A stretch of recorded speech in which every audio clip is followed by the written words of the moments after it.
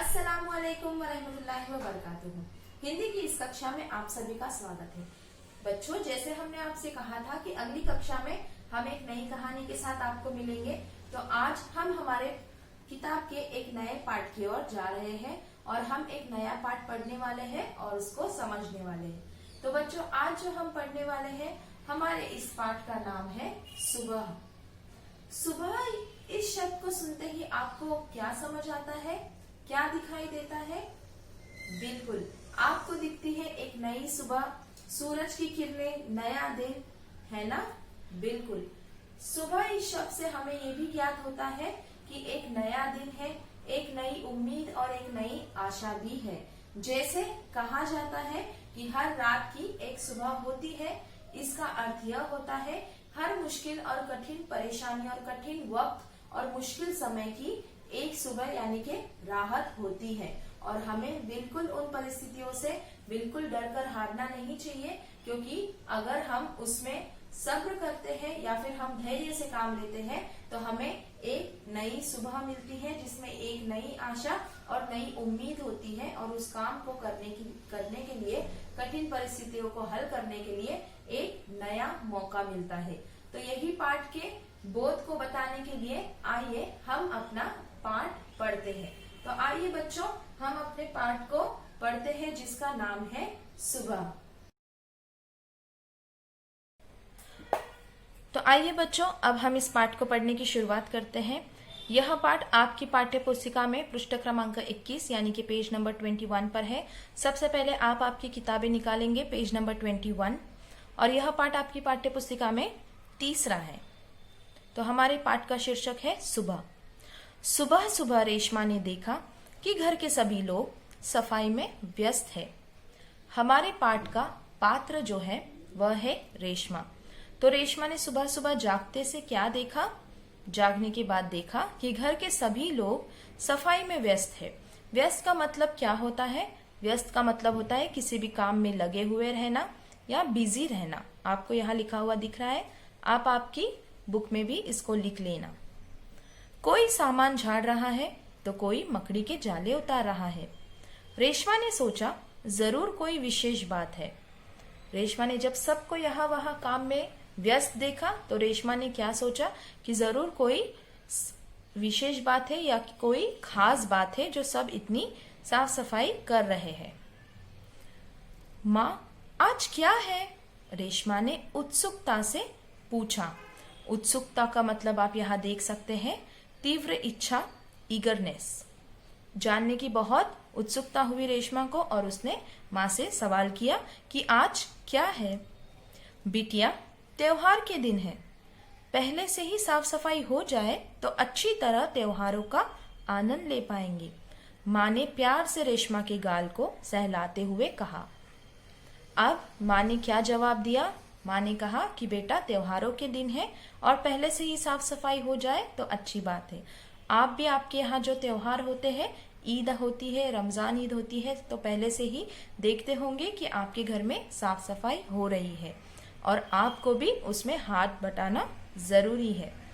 तो गाल को सहलाते हुए माँ ने यह जवाब दिया। गाल को सहलाने का मतलब क्या है? गाल पे प्यार से हाथ फेरना। पर माँ, आपने मुझे तो कोई काम सौंपा ही नहीं, मैं क्या करूं? बताओ माँ। अब रेशमा को लगा कि त्योहारों के दिन तो है, सब साफ सफाई कर रहे हैं, पर मेरे लिए तो कोई काम माँ ने दिया ही नहीं, तो अब मैं क्या करूं? तो माँ से उसने कोई काम देने की जिद की। चलो पहले नहा धोकर तैयार हो जाओ, फिर बताऊंगी तुम्हें भी कुछ काम। माँ ने जवाब में कहा कि चलो पहले तुम नहा धोकर तैयार हो जाओ और फिर तुम्हें भी कुछ काम बताऊंगी। रेशमा ने अपनी पहिए वाली कुर्सी को धीरे धीरे धकेला और अपने दैनिक कार्यों में लग गई। यहाँ हमें पता चलता है कि रेशमा पहिए वाली कुर्सी का इस्तेमाल करती थी। तो दैनिक कार्यों में लग गई का मतलब, दैनिक का मतलब आप यहाँ देख सकते हैं दिन भर के या फिर डेली, रोज जो दैनंदिन जीवन में किए जाने वाले काम हैं उसको दैनिक कार्य कहते हैं। रेशमा जब 5 साल की थी तभी से उसके दोनों पैर काम नहीं करते थे अब यहाँ पे मेंशन किया गया है, बताया गया है कि वह पहिए वाली कुर्सी को धीरे धीरे धकेलकर वह अपने दैनिक कार्यों में लग गई। उसका जवाब, उसकी वजह यहाँ इस पैराग्राफ में दी गई है कि रेशमा जब 5 साल की थी तभी से उसके दोनों पैर काम नहीं करते थे। उसे बहुत तेज बुखार हुआ और घुटनों से नीचे दोनों पांव एकदम बेजान हो गए। बहुत इलाज किया पर रेशमा के पांव में जान नहीं आई। उसे पोलियो हो गया था। यहाँ आपको पता चलेगा कि क्यों रेशमा पहियों वाली कुर्सी का इस्तेमाल करती थी, क्योंकि जब वह 5 साल की थी तो एक दिन उसे बहुत तेज बुखार हुआ और घुटनों से नीचे दोनों पांव एकदम बेजान हो गए, उनसे जैसे जान निकल गई हो। बहुत इलाज किया पर रेशमा के पांव में जान नहीं आई। तो किस बीमारी का यहाँ पे जिक्र हुआ है? रेशमा को पोलियो हो गया था। रेशमा बहुत हिम्मत वाली लड़की है। शुरू शुरू में उसे जरूर दूसरों की सहायता लेनी पड़ी, परंतु अब 11 साल की उम्र में वह अपने सारे काम स्वयं करती है। यहाँ पे रेशमा के बारे में बताया गया है। इसके बावजूद कि रेशमा को 5 साल की उम्र से पोलियो हो गया था, रेशमा एक बहुत हिम्मत वाली लड़की है और रेशमा को थोड़े वक्त तक कुछ लोगों की सहायता की जरूरत पड़ी थी, पर उसके बाद से रेशमा खुद अपने काम स्वयं करती है और अब वह अपने काम करना सीख गई है। देखिए रेशमा कितनी हिम्मत वाली है ना? बिल्कुल। वह परिवार पर अपने किसी काम के लिए निर्भर नहीं रहना चाहती। निर्भर का मतलब क्या होता है?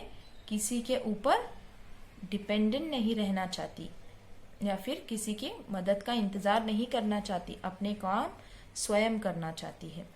परिवार के सभी सदस्य उसे बहुत प्यार करते हैं। वह सबकी आंखों का तारा है।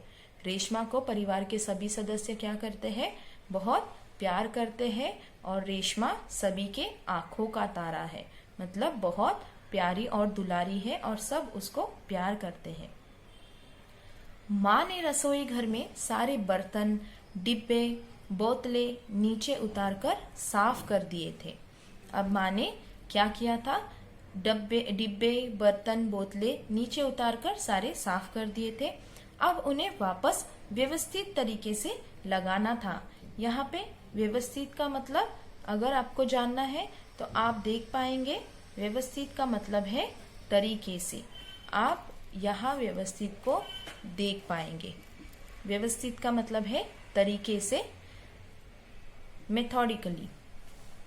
तो अब माँ को उनको उनकी सही जगह पर लगाना था। उन्होंने रेशमा को आवाज दी। अब जैसे रेशमा कोई काम करने की जिद कर रही थी, उसको भी माँ को हाथ बटाना था काम में। तो उन्होंने क्या किया? रेशमा को आवाज दी, रेशु अगर तुमने नाश्ता कर लिया हो तो काम में मेरा हाथ बटा दो। तो माँ ने आवाज दी कि अगर तुम्हारा नाश्ता हो गया हो तो तुम आकर मुझे काम में हाथ बटा दो। हाँ माँ, मैंने नाश्ता कर लिया। दूध का मेवे वाला दलिया बहुत अच्छा बना है। माँ, मैं हाथ धोकर अभी आती हूँ। तो रेशमा ने जवाब दिया कि हाँ माँ, मैंने नाश्ता कर लिया है और नाश्ता बहुत अच्छा बना था। क्या नाश्ता किया था रेशमा ने? दूध का मेवे वाला दलिया। और मैं हाथ धोकर अभी आती हूँ। जैसे रेशमा को काम करने की और माँ को सहायता करने की जल्दी थी, रेशमा जल्दी आकर माँ की सहायता करना चाहती थी। रेशमा अपनी कुर्सी को धकेलते हुए रसोई घर में पहुंची। रेशमा माँ को बर्तन, डिब्बे पर लेबल लगा कर पकड़ाती गई और माँ उन्हें व्यवस्थित ढंग से सजाती गई। अब जब रसोई घर में डिब्बे रखे जाते हैं तो कौन से डिब्बे में क्या है, इसका नाम लिखकर पर्ची उस पर लगा दी जाती है। उसी को यहाँ पर क्या कहा गया है? लेबल कहा गया है। और रेशमा ने कैसी मदद की माँ की कि माँ को बर्तन और डिब्बों पर लेबल लगा कर उनको पकड़ाती गई और माँ ने उन्हें व्यवस्थित ढंग से सजा दिया, यानी कि सही तरीके से रख दिया। रसोई घर फिर से चमचमाने लगा। जैसे पूरी साफ सफाई हो गई थी तो रसोई घर फिर से क्या होने लगा? चमचमाने लगा। पिताजी दफ्तर चले गए थे। माँ को लड्डू बनाने के लिए कुछ जरूरी सामान चाहिए था। जैसे रेशमा घर में अपने परिवार के साथ रहती थी, यहाँ पता चलता है कि रेशमा के पिताजी भी थे जो दफ्तर जाते थे। गोलू तो अभी 5 वर्ष का है और यहाँ पता चलता है कि रेशमा का एक छोटा भाई भी है जिसका नाम गोलू है। तो गोलू अभी कितनी आयु थी उसकी? वह अभी 5 वर्ष का था। दादाजी दादी जी बहुत बुजुर्ग हैं, अब सामान लाए कौन? माँ परेशान थी। तो हमने देखा कि गोलू अभी 5 वर्ष का है, दादाजी दादी जी बहुत बुजुर्ग हैं। बुजुर्ग का मतलब आप यहाँ देख सकते हैं, हमारे बड़े बूढ़े जो आयु में हमसे बड़े हो, एल्डर्स, वो उनकी उम्र बहुत ज्यादा थी दादाजी और दादी जी की। क्योंकि माँ को लड्डू बनाने के लिए कुछ जरूरी सामान था, दादाजी दादी जी तो नहीं जा सकते थे, ना ही गोलू जा सकता था जो अभी 5 वर्ष का ही था, बिल्कुल छोटा था, और पिताजी तो दफ्तर चले गए थे। अब सामान लाए कौन? यह प्रश्न माँ के सामने उपस्थित था कि अब अगर सामान लाना है तो वह कौन लाएगा? माँ परेशान थी। रेशमा ने कहा, सामान मैं ले आऊंगी, बस आप मुझे सामान की लिस्ट और एक थैला दे दीजिए। रेशमा ने क्या कहा कि सामान मैं ले आऊंगी, बस आप मुझे सामान की लिस्ट और एक थैला दे दीजिए। यहाँ लिस्ट का मतलब क्या है? सूची, जिसमें हम सामान क्या क्या लाना है वह लिखते हैं। तो अब जब माँ को यह प्रश्न पड़ा था कि कौन सामान ले आएगा, तो रेशमा ने कहा कि सामान मैं ले आती हूँ, आप बस मुझे बताइएगा, सूची दे दीजिएगा कि क्या क्या सामान लाना है। आइए अब हम देखते हैं अगले पन्ने पर इस कहानी में क्या लिखा है। तो माँ ने कहा कि तुम ले आओगी अकेली? माँ ने पूछा। हाँ माँ, एक बार पहले भी तो लाई थी। रेशमा की आवाज में दृढ़ता थी। बच्चों, दृढ़ता का मतलब जो है यहाँ आप देख सकते हैं, दृढ़ता का मतलब है पक्का, निश्चय। तो माँ ने पूछा, क्या तुम ले आओगी सामान, वो भी अकेले? तो रेशमा ने कहा, हाँ माँ, एक बार पहले भी तो लाई थी। रेशमा की आवाज में दृढ़ता थी, बिल्कुल फर्मनेस थी, या फिर एकदम पक्का निश्चय था कि हाँ बिल्कुल मैं ले आऊंगी। तो ठीक है, तुम ही ले आओ, लेकिन ध्यान से जाना। माँ ने क्या कहा? ठीक है, अगर तुम्हें लाने जाना है सामान तो तुम ले आओ, लेकिन बिल्कुल ध्यान से जाना। थोड़ी देर बाद रेशमा सारा सामान लेकर लौट आई। दिवाली आ गई। रेशमा का घर दियों के झिलमिल प्रकाश से जगमगाने लगा। अब यहाँ पता चलता है कि कौन सा त्योहार था रेशमा के घर में? दीपावली का, दिवाली का। तो दिवाली आ गई। रेशमा का घर दियों के झिलमिल प्रकाश से जगमगाने लगा। पूरा मोहल्ला जगमगा रहा था। जहाँ देखो वहाँ रोशनी ही रोशनी थी। जैसे कि आपको पता है दीपावली का त्योहार कैसे होता है, जहाँ हर जगह रोशनी की जाती है, दिए लगाए जाते हैं। दादी जी ने बताया कि दीपावली अंधेरे पर उजाले की जीत, बुराई पर अच्छाई की और असत्य पर सत्य की जीत का त्योहार है। दादी जी ने रेशमा को इस त्योहार के बारे में क्या बताया था कि दीपावली अंधेरे पर उजाले की जीत, बुराई पर अच्छाई की और असत्य पर सत्य की जीत का त्योहार है। इस दिन राम रावण को पराजित कर अयोध्या लौटे थे। इसी खुशी में यह त्योहार मनाया जाता है। रेशमा और गोलू बड़े ध्यान से दादी जी की बातें सुन रहे थे। जब दादी जी दीपावली की कथाएं बता रही थी तो रेशमा और गोलू बड़े ध्यान से क्या कर रहे थे? दादी जी की बात को सुन रहे थे। कुछ देर बाद सबने मिलकर पूजा की और प्रसाद खाया। कुछ देर बाद क्या हो गई? दिवाली की पूजा हो गई और सबने प्रसाद खाया। गोलू अपने दोस्तों के साथ पटाखे छुड़ाने में मग्न हो गया। यहाँ पे जो मग्न है इसका मतलब है मशगूल हो जाना या फिर खो जाना। तो अब गोलू अपने दोस्तों के साथ क्या कर रहा था? जो बिल्कुल 5 साल का था, पटाखे छुड़ाने में बिल्कुल मशगूल हो गया था, बिजी हो गया था या फिर खो गया था। रेशमा अपने दादा दादी के साथ फुलझड़ियां छुड़ा रही थी। इतने में रेशमा ने देखा कि गोलू ने जिस पटाखे को बुझा हुआ समझकर छोड़ दिया था उसमें से चिंगारियां निकलने लगी है। इतने में रेशमा ने क्या देखा कि गोलू जिस पटाखे को यह सोचकर छोड़ दिया था उसने कि वह अभी जला नहीं है और बुझ गया है, अब नहीं जलने वाला, उसमें से चिंगारियां निकलने लगी है। गोलू की पीठ पटाखे की तरफ थी। रेशमा चिल्लाई, गोलू गोलू बचो, तुम्हारे पीछे पटाखा है। पटाखों के शोर में रेशमा की आवाज दब गई। बाकी लोग कुछ समझ पाते इससे पहले रेशमा जल्दी जल्दी कुर्सी को धकेलती गोलू के पास जा पहुंची। अब जब आपको पता है कि रेशमा पहियों वाली कुर्सी का इस्तेमाल करती थी चलने फिरने के लिए, क्योंकि उसके घुटने से नीचे पैर बिल्कुल बेजान थे, तब जब वो देखती है कि अपना भाई गोलू जो पटाखे को बुझा हुआ समझकर दूसरे पटाखे जलाने में बिल्कुल मशगूल हो गया था, उसके पीछे एक पटाखा फिर से जलना शुरू हो गया था। अब वो दौड़कर उसके पास नहीं पहुंच सकती थी, तो रेशमा ने क्या किया, जोर जोर से उसको आवाज लगाई ताकि उसको सचेत कर सके कि तुम्हारे पीछे पटाखा है। पर पटाखों के शोर में रेशमा की आवाज दब गई। आपको पता है जब सब एक साथ छुड़ाते हैं तो बहुत शोर होता है और उस आवाज में हमारी बात की हुई आवाज या चिल्लाने की आवाज सुनाई नहीं देती। बाकी लोग कुछ समझ पाते इससे पहले रेशमा जल्दी जल्दी कुर्सी को धकेलते गोलू के पास जा पहुंची। रेशमा को लगा कि अभी अगर जब आवाज नहीं आ रही है तो किसी को और को बुलाने से या फिर किसी को समझने से पहले कुछ हो न जाए, इसलिए अपनी कुर्सी जल्दी जल्दी वो धकेलती गोलू के पास जा पहुंची। उसने गोलू को जोर से धक्का दिया और खुद आगे निकल गई।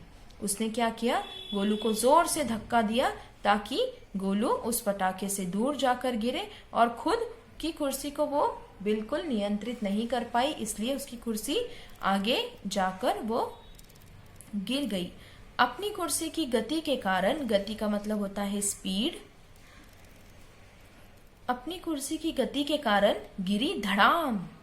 जब जाकर रेशमा उसने धकेला तो क्या हुआ, उसकी कुर्सी की स्पीड के वजह से वो जाकर धड़ाम सी गिर गई। जोर का धमाका हुआ। रेशमा की फुर्ती ने गोलू को जलने से बचा लिया। अब जब वहां सब लोग मौजूद थे और रेशमा भी थी, पर रेशमा ने किसी का इंतजार नहीं किया कि अब मैं गोलू को कैसे बचाऊं। उसने अपनी पहियों वाली कुर्सी तो उसी का इस्तेमाल करके गोलू को बचा लिया। पर रेशमा की इस फुर्ती का मतलब है इतनी जल्दी जो उसने उस चीज पर रिएक्ट और एक्ट किया, गोलू को जलने से बचा लिया। रेशमा अगर तेजी से यह काम नहीं करती तो गोलू के पास वह पटाखा फट जाता और गोलू जल जाता या फिर उसको चोट पहुंच जाती। गोलू को कुछ समझ न आया कि उसे धक्का किसने दिया और क्यों। गोलू बिल्कुल समझ ही नहीं पाया उस वक्त कि वह कैसे गिरा इतने जोर से और उसको धक्का किसने दिया और वह गिरा क्यों। धमाके की आवाज सुनकर माँ, पिताजी बाहर दौड़े चले आए।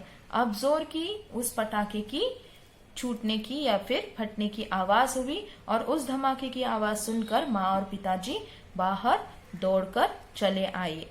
आइए अब हम अपने अगले पेज पर या फिर अगले पृष्ठ पर की कहानी पढ़ते हैं। कुर्सी रेशमा के ऊपर थी और रेशमा नीचे। पिताजी ने कुर्सी सीधी की और रेशमा को उस पर बैठा दिया। माँ भयभीत थी। भयभीत का मतलब क्या होता है, डरी हुई। कुर्सी रेशमा, अब जब रेशमा गिरी थी तो रेशमा गिरी और उसके ऊपर उसकी कुर्सी गिर गई। पिताजी ने कुर्सी सीधी की और रेशमा को फिर से उस पर बैठा दिया। माँ भयभीत थी, बोली, कहीं चोट तो नहीं लगी रेशु। माँ को लगा अब रेशमा इतनी जोर से गिर गई है तो कहीं रेशमा को बहुत ज्यादा चोट ना लगी हो। रेशमा ने उन्हें सारी बात बताई। माँ और पिताजी घर के अंदर थे तो उन्होंने इस प्रसंग को नहीं देखा था, तो रेशमा ने उन्हें सारी बात बताई कि क्या हुआ था। सबने रेशमा की पीठ थपथपाई। पीठ थपथपाने का मतलब शाबाशी देना होता है। सबने रेशमा की बात सुनकर कि कैसे रेशमा ने गोलू की जान बचाई, उसको जलने से बचाया, सबने रेशमा की पीठ थपथपाई, उसको शाबाशी दी। गोलू रेशमा के पास आकर नाटकीय ढंग से बोला। नाटकीय ढंग से मतलब थोड़ा ऐसे नाटक वाले स्वर में बोला, दीदी आज तो आपने मेरी जान बचा ली। आपका यह धमाकेदार धक्का मुझे हमेशा याद रहेगा। सभी लोग खिलखिलाकर हंस पड़े। गोलू जो छोटा सा था वह अपने दीदी के पास आकर एक नाटकीय अंदाज में उसने कहा कि दीदी आज तो आपने मेरी जान बचा ली। आपका यह धमाकेदार धक्का मुझे हमेशा याद रहेगा। और सभी लोग हंस पड़े। रेशमा की शारीरिक कमी उसके इरादों में कभी बाधा नहीं बनी। रेशमा की शारीरिक कमी, आज रेशमा पहिए वाली कुर्सी का इस्तेमाल करते हुए उसने किसी की जान बचाई थी, तो रेशमा की शारीरिक कमी उसके काम में बाधा बिल्कुल नहीं बन रही थी। उसके इरादे बिल्कुल पक्के थे और वह अपने हर काम को अपनी शारीरिक कमी से बढ़कर अंजाम देती थी। तो रेशमा की शारीरिक कमी उसके इरादों में कभी बाधा नहीं बनी। वह आज भी उतनी ही जिंदा दिली और परिश्रम से अपना जीवन जी रही है। उसकी हर सुबह नई सुबह होती है। वह हर सुबह एक नए काम में नए इरादे से जुट जाती है। बिल्कुल रेशमा कितनी धैर्य है, कितना धैर्य है उसमें। जैसे ही उसकी शारीरिक कमी उसको वह चल नहीं पाती है, फिर भी वह हर काम खुद करती है और अपने काम को बिल्कुल सही और अच्छे इरादों से करती है और उसमें सफल भी होती है। और वह हर सुबह को अपनी एक नए काम में नए इरादे से जुट जाती है और उसमें कभी भी यह नहीं सोचती कि वह कुछ कर नहीं पाती। बच्चों, इस पाठ से हमने क्या सीखा कि हमें भी रेशमा की तरह कभी भी किसी भी चीज से हार नहीं माननी चाहिए। कोई भी चीज अगर हम में वो नहीं हो या फिर अगर आपको ऐसा लगता है कि आप में कोई कमी हो, तो कभी भी इस चीज को आपके दिल और दिमाग पर हावी न होने दे। अगर आप परिश्रम करोगे और सही से अगर आप मेहनत करोगे तो हर चीज से ऊपर आप काम कर सकते हो और सभी कठिन परिस्थितियों में जीत सकते हो। ऐसे कई लोग हैं दुनिया में जो क्या करते हैं, इन चीजों में सफल भी हुए हैं और ऐसे कमियों के बावजूद उन्होंने दुनिया में अपना एक अलग नाम बना लिया है।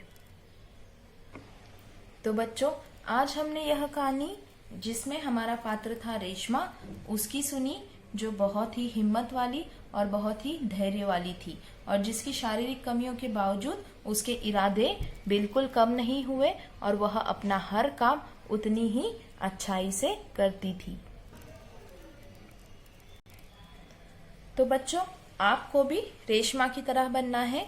कभी भी किसी भी चीज से, किसी भी फेलियर से, किसी भी डिसेबिलिटी से या फिर किसी भी ऐसी चीज से जो आपको रोके रखे, आपको रुकना नहीं है। आपको उन सब के आगे बढ़कर अपनी सिचुएशंस को या फिर जो भी प्रसंग या फिर जो भी कठिनाई आपके सामने आती है उसका सामना करना है और आपको अपने इरादे बुलंद रखने हैं और कामयाबी उसी को मिलती है जो हर समय और हर परिस्थितियों में अपने इरादों को कभी भी कमजोर नहीं पड़ने देता।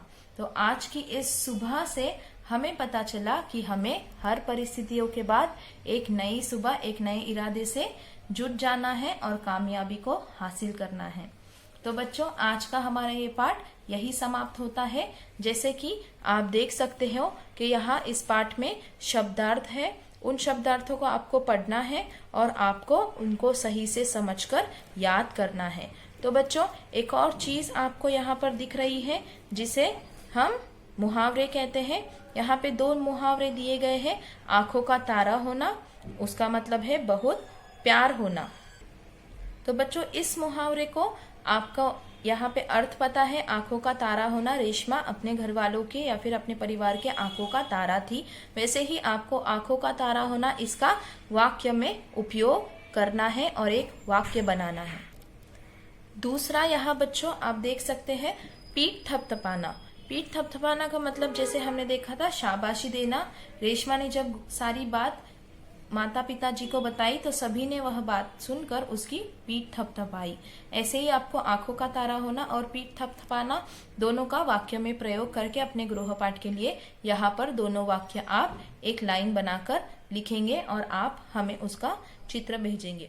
तो बच्चों अब हमने पाठ पढ़ा, हमने शब्दार्थ भी देखे और मुहावरे भी देखे। आइए अब हम मौखिक प्रश्न देखते हैं जो हम ओरली सॉल्व करेंगे।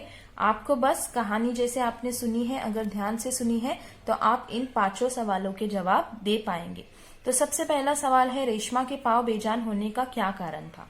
अगर आपने कहानी ध्यान से सुनी है तो शुरुआत में ही बताया गया था कि रेशमा को पोलियो हो गया था। तो हम यहाँ पे लिख सकते हैं कि रेशमा के पांव बेजान होने का कारण पोलियो था। दूसरा सवाल यह है कि रेशमा ने किस किस काम में माँ की मदद की थी? अब आपको पता होगा रेशमा को कुछ सहायता करने के लिए कुछ काम चाहिए था, तो क्या काम में मदद की थी माँ की रेशमा ने?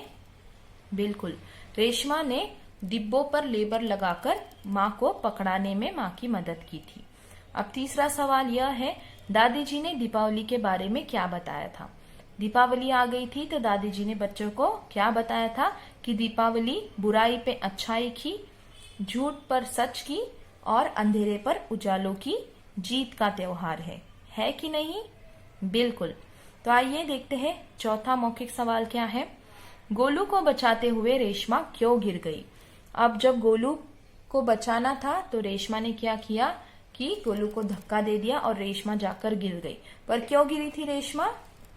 बिल्कुल, अपनी कुर्सी के गति के कारण गोलू को बचाते हुए रेशमा गिर गई। पांचवा और आखिरी मौखिक सवाल क्या है? कैसे पता चलता है कि रेशमा बहुत हिम्मत वाली थी? बिल्कुल, आपने कहानी अगर ध्यान से सुनी होगी तो आपको पता चलेगा। कैसे पता चलता है कि रेशमा बहुत हिम्मत वाली थी? जी हाँ, हमें गोलू को जिस तरीके से रेशमा ने बगैर कुछ सोचे समझे बचाया था, इससे पता चलता है कि रेशमा बहुत हिम्मत वाली है। और आप यह भी कह सकते हैं कि अपने पाँव में जान न होने के कारण रेशमा कभी हिम्मत नहीं हारी थी और वह सारे काम स्वयं ही करती थी और सबकी मदद करती थी और उसने गोलू की जान भी बचाई थी। इन सारे प्रसंगों से हमें पता चलता है कि रेशमा बहुत हिम्मत वाली थी। तो बच्चों, हमने कहानी देखी और हमने मौखिक प्रश्न भी हल कर लिए। हम आपको लिखित प्रश्न लिखकर आपको हम भेज देंगे, आपको वह अपनी किताब में लिखने हैं। तो बच्चों, अब हम अपनी अगली कक्षा में मिलेंगे जहां पर हम अपने व्याकरण को समझेंगे और उसको हल करने की कोशिश करेंगे। तो आज के लिए इतना ही। आप कहानी को एक बार फिर से पढ़ेंगे, आप मुहावरों का वाक्य में प्रयोग कर वहां लिखकर हमें फोटो भेजेंगे और आप मौखिक प्रश्न भी फिर एक बार जवाब ढूंढने की कोशिश करेंगे। तो बच्चों, आज की कक्षा में इतना ही। धन्यवाद।